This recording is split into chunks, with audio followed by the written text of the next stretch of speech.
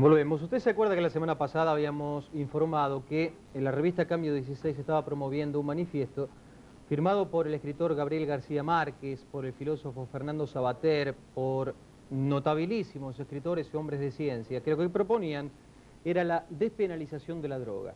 ¿Para qué esto? Porque evidentemente lo que justifican o lo que argumentan es que el precio tan elevado de la droga a nivel internacional hace seductor este negocio para los grandes narcotraficantes, gesta, forma un poder realmente impresionante y casi imposible de enfrentar, y legalizar la droga, o despenalizarla, mejor dicho, lo que provocaría es una baja en los precios internacionales, un control del consumo y, en definitiva, cerrar, poner fin a tal negocio. Es una propuesta desde la moral, posiblemente, hecha por hombres de ciencias, reitero, por hombres de letras, notabilísimos y prestigiosísimos a nivel internacional. Y esto ha generado en la República Argentina, y creo que en todo el mundo, un debate muy importante. Por un lado, los médicos, los hombres de salud, que se niegan rotundamente a aceptar la posibilidad de despenalizar la droga, y por el otro lado, los hombres de leyes. En nuestro país existe un penalista que quizás es uno de los más prestigiosos, no quizás, seguro es de los más prestigiosos, y se llama el doctor Eugenio Zaffaroni. Está en compañía nuestra. ¿Cómo le va, doctor? ¿Bien? ¿Qué tal? ¿Cómo está? Bien, ¿por qué se oponen los médicos tanto y por qué se ha dividido entre los hombres de leyes la opinión? Porque consultando a hombres de leyes, y abogados concretamente, la mayoría me decía que sí, que estaba de acuerdo con una posible despenalización de la droga. ¿Por qué esta dicotomía, esta diferencia de opiniones? Bueno, hay determinadas materias que cuando salen de su contexto, es decir, cuando se quita una materia de contexto para llevarla al delito, para llevarla al campo penal, se disputa entre dos corporaciones, entre la corporación médica y entre la corporación jurídica. Incluso durante muchos años se disputaron los cadáveres entre los jueces que querían enterrar a los ejecutados y los médicos que querían estudiarlo porque decían que los cadáveres de los ejecutados tenían características distintas a los cadáveres de los no delincuentes. Y todo esto responde a un planteo racista del cual la corporación médica tuvo su gran responsabilidad, ¿no? Tipo Lombroso, etcétera, que en definitiva desembocaron en los médicos nazis. Es decir, todo esto, pero con esto no quiero decir que toda la ideología médica esté teñida de positivismo racista, pero algo le queda dentro del positivismo médico, esto es cierto. Y por otra parte, en el caso droga, quiero decir, en el caso tóxicos prohibidos, vamos a llamarle, porque droga es una expresión que no sé exactamente lo que significa. En el caso tóxicos prohibidos, el planteo de despenalización es un planteo que no niega de ninguna manera el grave problema de salud que producen todos los tóxicos, sean prohibidos o no prohibidos. Claro. De ninguna manera vamos a negar la dramaticidad de ese problema. Lo que sucede es que cuando se pretende construir hormigón armado con una licuadora, lo que nosotros podemos decir, que conocemos cómo funciona la licuadora, que es el sistema penal, podemos decirle no, lo que van a hacer es romper la licuadora solamente. Y lo que están haciendo al cabo de toda esta política es que han roto la licuadora. Entonces, el argumento médico es decir, no, caramba, entonces en lugar de una licuadora, hagamos una hormigonera. Exacto. Lo que pasa es que si nos ponemos a hacer una hormigonera para que directamente el tóxico prohibido desaparezca, no hacemos una hormigonera, hacemos una trituradora. Para cancelar directamente los tóxicos prohibidos del mercado, tendríamos que cancelar la economía de mercado, tendríamos que establecer una dictadura económica, tendríamos que cancelar la democracia, tendríamos que montar un estado policial. Y obviamente que toda prohibición y toda intervención del sistema penal es una cuestión de réditos y de costos políticos, de costos sociales, de costos económicos, de costos en vidas humanas. Y lo que ha hecho la intervención del sistema penal en el problema tóxicos prohibidos hasta ahora ha sido generar una forma de acumulación de capital inmensa y totalmente irregular, ha sido generar toda una mafia tremenda, aumentar el precio de los tóxicos en forma tal que tienen una rentabilidad extraordinaria, lo cual ha montado todo un empresariado ilegal, y todo eso ha costado miles y miles y miles de muertos. Pensemos los muertos en Colombia, pensemos los muertos en Brasil, pensemos los chicos muertos en las favelas brasileñas por las distintas bandas que se están peleando, etcétera. Es decir, todos esos son muertos que hay que ponernos a la cuenta de la prohibición del tóxico. ¿Por qué no explicamos a la gente concretamente cómo funciona el poder narcotraficante y por qué la despenalización acabaría con ese poder? En la medida en que nosotros prohibimos, reducimos la oferta. Es decir, ¿por qué no ponemos hoy precios máximos a los productos de primera necesidad? Porque sabemos que se forma el mercado negro, ¿no? Bueno, lo mismo sucede con esto. Si nosotros prohibimos, la oferta disminuye. Si la demanda se mantiene y la oferta disminuye, aumentan los precios. Y entonces, estas porquerías que tienen un valor real, que tendrían un valor real de mercado muy bajo, tienen un precio altísimo y la rentabilidad es muy grande. Y no hay forma de sustituir cultivos ni de sustituir actividades con algo que se asemeje a esa rentabilidad. La única forma de terminar la cosa es bajar esa rentabilidad, hacerla despreciable. En el momento en que sea despreciable, ya nadie se va a pelear por hacer algo que no le deja ganancia. Qué difícil, un tema muy difícil porque uno se pone a pensar, yo estaba pensando el otro día, ¿no? En Colombia, un narcotraficante muerto y en los países del subdesarrollo, los narcotraficantes son perseguidos. Sin embargo, en Estados Unidos, que posiblemente sea el centro de la droga, o sea el centro tal vez de operaciones de algún poder narcotraficante, no hay detenciones de este tipo tan espectaculares como la de Escobar Gaviria, por ejemplo, y Por se supuesto, gastan porque dinero... Estados Unidos no va a ser tan tonto de romper o quebrar su sistema jurídico, su sistema político, de desarmar sus garantías. No va a desarmar su sistema político para detener a los narcotraficantes. Entonces, Estados Unidos está gastando más o menos unos 40.000 millones de dólares en divisas en comprar tóxicos que llegan al consumidor multiplicado su precio por 5, por 6, de modo que estamos hablando de algo así de 240, 250.000 millones de dólares en Producto Bruto Interno, en bienes de consumo inmediato por año. ¿Cómo luchar contra ese poder, no? No, con el sistema penal es la Es coctelera imposible. directamente, claro. Eso es imposible, eso no se puede. Pero esto lo que está gestando es un exceso de medios de pago, porque no hay forma de reciclar esto en el circuito productivo. Y el control que se dice del lavado de dinero, etcétera, es otra fábula. Lo que se hace es que se selecciona uno o dos y se dicen, mire lo que estamos haciendo. Claro. Esto no hay forma de controlarlo. Esto se recicla, esto vuelve al circuito productivo, al circuito legal, quiero decir, no se puede absorber en el circuito productivo y es inflación. De ahí que Milton Friedman y toda la escuela de Chicago esté por la legalización. Antes de proseguir, en nuestro director hay una filtración de órdenes posiblemente por el estudio, porque es muy interesante escuchar al doctor Zaffaroni y prestar atención a ciertos puntos, ¿no? A ciertas puntualizaciones. Uno piensa en estos países, ¿no? Uno ve la Secretaría de Lucha contra el Narcotráfico de la República Argentina. Pongo este ejemplo puntual. Y una publicidad, una promoción televisiva a través de los medios de la lucha contra el narcotráfico. Y sin embargo, el narcotráfico sigue transitando por nuestro país. Claro. A pesar que hay organismos internacionales como la DEA, que evidentemente si funcionan como la CIA, tienen muy bien detectado quiénes son los narcotraficantes. ¿Existe un cierto cinismo en los gobiernos de por un lado vender ante la población que luchan contra el narcotráfico, pero por el otro proteger el negocio? Pero no cabe la menor duda, si todos saben de eso.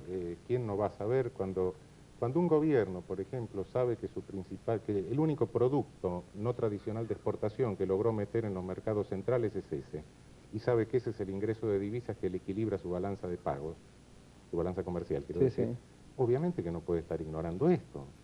Todo esto lo saben perfectamente todo el mundo. Ahora, ¿cuál es la acción de la DEA y cuál es la acción de la interferencia en el mercado?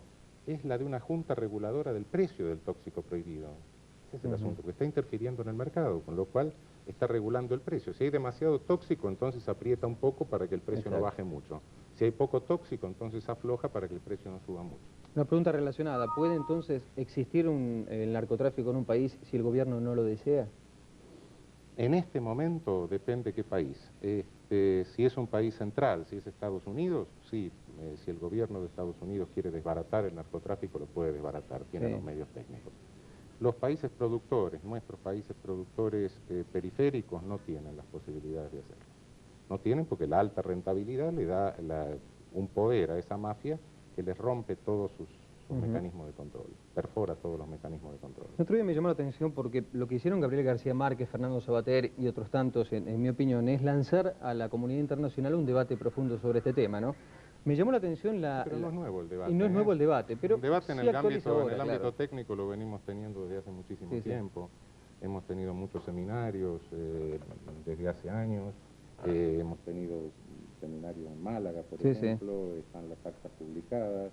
Hay una organización internacional por la despenalización de criminólogos que trabajamos en esto. Y diría que en definitiva es la opinión dominante en los medios académicos de Estados Unidos. No en los burocráticos, pero sí en los académicos. Le propongo una pausa, doctor, ¿ya volvemos? Ya volvemos con el doctor Eugenio Zaffaroni.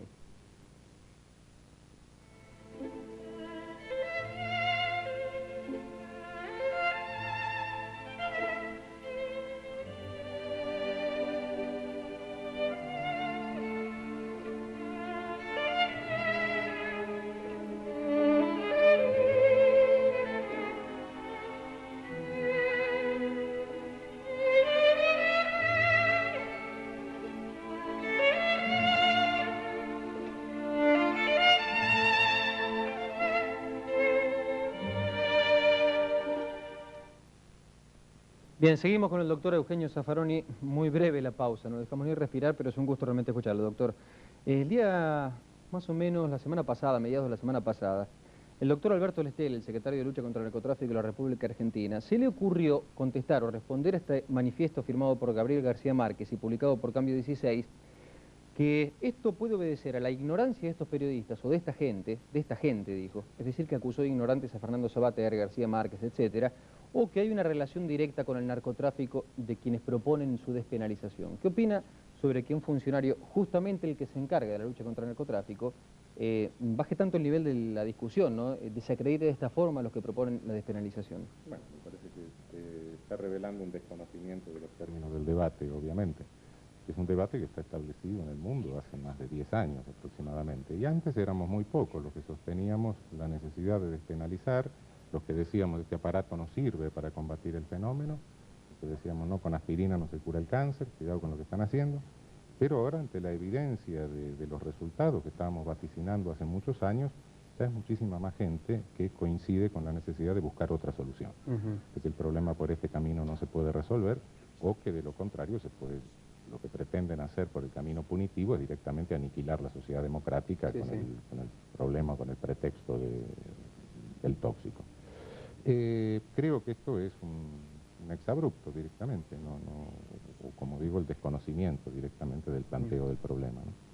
Por otra parte, quisiera dejar aclarado que lo que se está planteando es una forma alternativa o diferente de encarar el problema a nivel mundial. No se está planteando de que mañana se desincrimine en la Argentina, lo que no podríamos hacer aisladamente porque ya se han firmado tratados internacionales que nos obligan a penalizar. Es decir, cambiar la política mundial en materia de drogas, y para obtener el resultado positivo de bajarle el precio, lógicamente, quien tiene que desincriminar es el país por excelencia consumidor. Es decir, son los Estados Unidos. Que nosotros desincriminemos no va a tener ninguna importancia práctica. Dependemos también en esto de ellos. Pero por supuesto, claro. Hay una red, algo que es muy importante respecto a la despenalización. Sabemos que los narcotraficantes actúan primero generando o creando el hábito.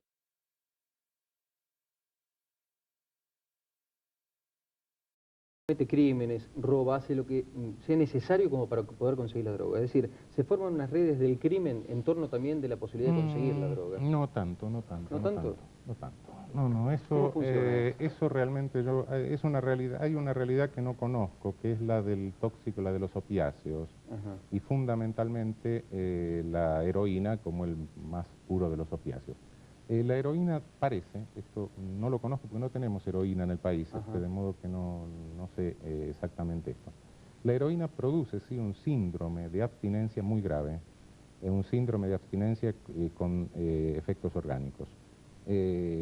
Normalmente cuando en Europa estamos en una estación de ferrocarril, etcétera, y se nos acerca un tipo con los ojos afuera y nos pide $1, yo no sé si realmente está en crisis de abstinencia o se hace que está en crisis de abstinencia, realmente me asusta y le doy el $1 normalmente.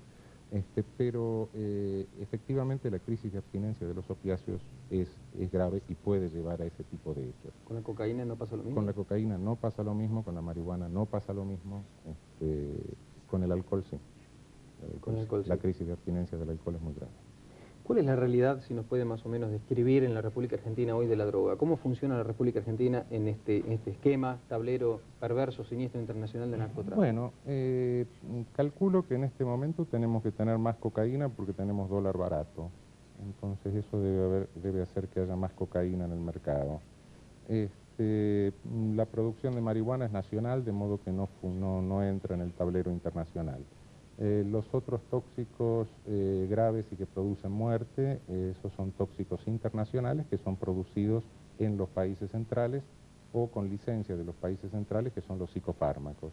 Y después están los tóxicos de la pobreza, que son los inhalables, que son los peores, porque esos son directamente destructivos de tejido cerebral, de tejido pulmonar, etc. No quiero entrar en detalles sobre esto, que son los que están al alcance de cualquiera. Y por supuesto tenemos toda la inmensa gama de problemas que genera el alcohol, que realmente es el tóxico criminógeno por excelencia en nuestro medio. Una de las críticas yo principales... muchísimos años que he trabajado en la justicia, hechos cometidos bajo la acción de otros tóxicos prácticamente no he tenido, pero hechos cometidos bajo la acción de intoxicación alcohólica muchísimo. ¿Se puede decir que es más grave el alcoholismo que la drogadicción? Desde el punto de vista criminógeno, sin lugar a dudas, es que el alcoholismo es una drogadicción. Exacto. es una contradicción. Una de las críticas que se lanzan desde los sectores que se oponen a la despenalización es que es como una claudicación moral, es decir, es como justificar, es peor el remedio que la enfermedad, como que el fin justifica los medios, aceptar y darle un levantamiento de prohibición a la droga. ¿Cómo se responde a eso? Es que el problema no es, el problema moral es salvar vidas humanas. Entonces, si lo que estamos haciendo es que pese a la prohibición han metido un tóxico en el mercado, lo único que estamos produciendo que es tener un tóxico en el mercado a precio alto. Y ese precio alto está generando muertes. Entonces, ¿qué hipocresía estamos cometiendo? No solo está generando muertes por la violencia criminal que generan los negociados en torno de esa alta rentabilidad, está además generando muertes porque los toxicodependientes o los usuarios de tóxicos que no pueden pagar el precio de ese tóxico caro, Sí. ¿qué están haciendo? Están acudiendo a porquerías mucho más venenosas. Y también se están muriendo. Se queda con nosotros, doctor, porque queremos hablar de otro tema, la posibilidad de que se empiece a cercenar un poco la libertad de prensa en forma indirecta en la República Argentina. ¿Se queda? ¿Cómo no? Una pausa, ya volvemos.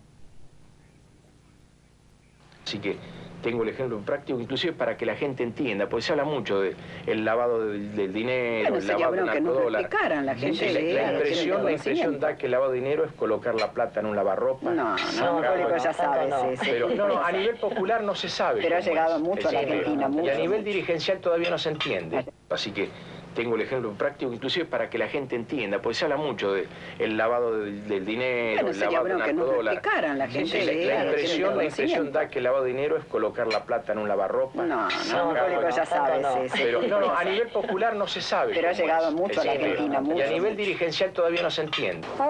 Bien, seguimos dialogando con el prestigiosísimo penalista doctor Eugenio Zaffaroni. El tema es, doctor, un proyecto de ley enviado por el Poder Ejecutivo al Congreso de la Nación, donde se cambia la tipificación, la figura de la injuria y la calumnia, y se dice textualmente que si el hecho hubiere sido cometido de una manera que facilite su divulgación, se agravan las penas en este caso. ¿Esto no es indirectamente un atentado contra la libertad de prensa? Sí, esto es meter por la ventana lo que salió por la puerta. Es decir, con motivo del caso Berbisky, que se planteó ante la Comisión Interamericana de Derechos Humanos hace un par de años, se llegó a un acuerdo entre el denunciante y el gobierno argentino, acuerdo por el cual el gobierno argentino se obligaba a desincriminar el delito de desacato. El tipo de desacato era la injuria o calumnia contra un funcionario público en razón de su función o en el momento de realizarla. Es decir, era un privilegio, a un honor especial que tenía el funcionario público que era superior al honor que teníamos todos los que no somos funcionarios públicos. Es decir, era prácticamente una figura monárquica. Eso fue lo que se argumentó ante la comisión, se llegó a este acuerdo y finalmente, después de unos cuantos meses, el gobierno cumplió y desincriminó el delito de desacato. Por otra parte, el delito de desacato era de acción pública, en tanto que calumnias e injurias son delitos de acción privada. Ahora, sorpresivamente, y en el tumulto de fin de año, ustedes saben que a fin de año, en el tumulto de proyectos que se sancionan, apareció prácticamente el reemplazo de todo el capítulo del Código Penal de delitos contra el honor. Y el reemplazo venía más o menos la redacción que había introducido en el Código Penal, en función de decreto ley, la dictadura del general Onganía, que fue derogada por el gobierno constitucional del 73, que fue restablecida por la dictadura del año 76 y que volvió a ser derogada por el gobierno constitucional en el 84. Es decir, más o menos volvía ese texto con algunas penas considerablemente agravadas. Es decir, resultaba prácticamente más grave decirle a alguien por la prensa determinadas cosas que lesionarlo. Obviamente esto era una forma de reintroducir por esta vía de delito contra el honor y por estas agravantes, por vía de delito contra el honor, que alteraban todo el sistema de equilibrio de penas del Código, que ya está bastante alterado, por cierto, lo alteraba todavía más, de reintroducir el desacato, es decir, de alguna manera ponerle una luz roja a la prensa en cuanto al aspecto crítico. Es increíble que lo pregunte yo, que soy periodista, esto, pero hemos recibido la crítica muchas veces los periodistas, que nos amparamos en el secreto profesional y que podemos dañar la moral, el honor de cualquier persona sin tener penalización. Es decir, podemos lanzar al aire cualquier versión, y hay algunos colegas que efectivamente lo hacen, y todos en algún momento manejamos cierto tipo de información que tiene que ver con la vida privada, con el destino de algunas personas. Caso de Mira Yoma, por ejemplo. No hay pruebas respecto de lo que ha sucedido, fue un juicio moral el que ha tenido la ciudadanía a partir de informaciones de la prensa. La vida tranquila a Mira Yoma no se la devuelve absolutamente nadie. Si el día de mañana se comprueba que no tiene nada que ver a Mira Yoma con el Yomagate, con este narcogate tan comentado en la República Argentina, ¿hay alguna pena que pueda tener a Mira Yoma o alguna acción que pueda tener, mejor dicho, a Mira Yoma contra nosotros, contra los periodistas? ¿Cómo se salva el honor de la gente en esos casos? Yo creo que sí. Lo que pasa es que, bueno, frente a hechos consumados no hay otra forma que la reparación civil, desde mi punto de vista. Creo que es mucho más efectiva que la reparación penal en esos casos. Es decir, si se ha abusado gratuitamente de eso. Pero además creo que es conveniente en todos estos aspectos que el propio sector periodístico, la propia categoría, digamos, se dedique a replantearse internamente este tipo de problemas. Tenemos que tener en cuenta algo. Es necesario afianzar un código de ética periodística.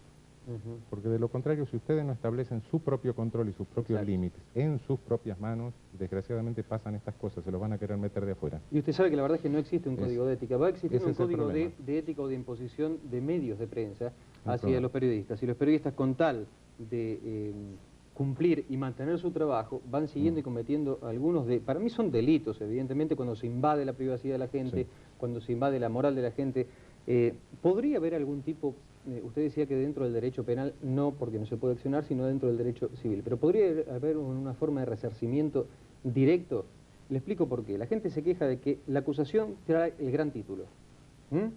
La retractación trae el pequeño comentario. Sí, la condena por la prensa, la condena periodística, sí. ¿Por qué tenemos que tener esta responsabilidad nosotros si no nos pagan como jueces? Sí, no solo esta responsabilidad, sino que fíjese que la condena periodística también es clasista. ¿Por qué? Cuando la policía informa que se detuvo a fulanito, a sutanito, que en Avellaneda o no sé dónde estaba sacando carteras, se comienza a hablar del reo, se comienza a hablar del malviviente, etcétera. Ahora, si me detienen a mí, ya no van a hablar del malviviente. Pueda que me condenen con anterioridad, pero van a decir el señor o el doctor. Exacto. Y puede ser que aquel que detuvieron y que lo ponen ustedes como el malviviente, el reo, etcétera, no es lo hayan detenido por casualidad también, como también me pueden detener a mí por casualidad. Le tapan la cara con una campera. Pero ya ven ustedes que cómo hacen esa discriminación racista o estigmatizante en la propia noticia. Entre ustedes los abogados pueden establecer códigos de ética, puede darse esta discusión, porque le confieso que en mi trabajo es casi imposible. Sentarse del lugar con 3 o 4 colegas y decir, mira, estos temas tratémoslos con seriedad, empecemos a pensar en el destino de los hijos de esas personas que estamos hablando. Bueno, es muy difícil entre nosotros hacerlo, porque hay mucho egoísmo. Sin embargo, existen incluso proyectos de códigos internacionales de ética, ¿no? De la UNESCO, etcétera, tienen los proyectos, entre los abogados lo tenemos el Tribunal de Ética también, por supuesto. Debemos aprender mucho, creo que los periodistas de este país, porque se nos ha dado mucha responsabilidad.